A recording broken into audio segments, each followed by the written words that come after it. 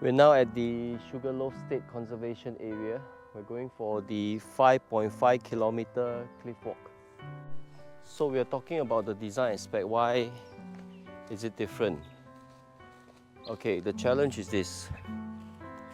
Most of the RV that I've seen, when they want to have a lounge sitting at the back, all right?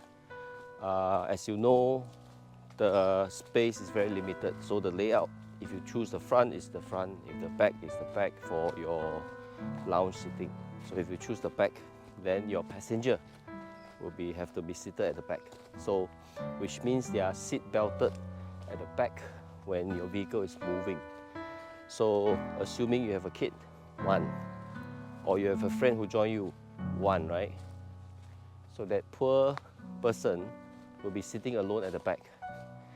And as you know, in a long vehicle, the most bumpy area is the back.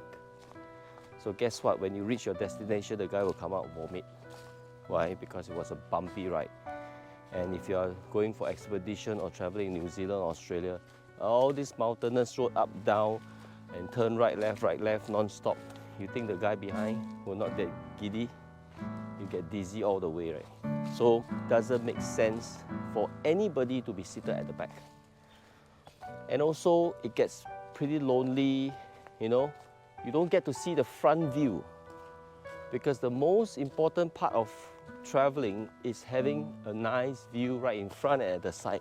So everybody should be enjoying the same view, conversing, talking, laughing, you know, while driving, and then you pass food around, eating, so that the driver don't fall asleep, right?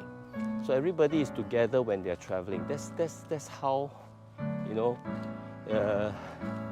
traveling in a motorhome should be. The design aspect is 2 seats, belted seats, and they must be approved vehicle seats, which is mounted onto the chassis.